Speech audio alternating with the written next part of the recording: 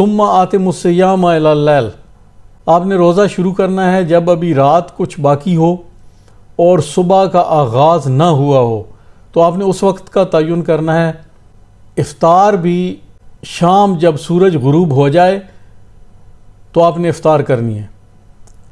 ہوتا کیا ہے کہ ابھی صبح کا سحری کا وقت بہت باقی ہوتا ہے اور اذانیں شروع ہو جاتی ہیں کچھ مکاتب بے فکر کی،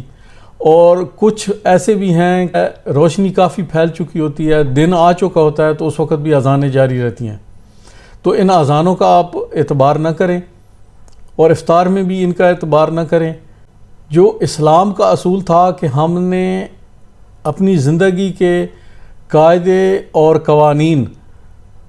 قرآن سے اخذ کرنے تھے، ہر چیز خشک و تر بیان کر دی گئی ہے،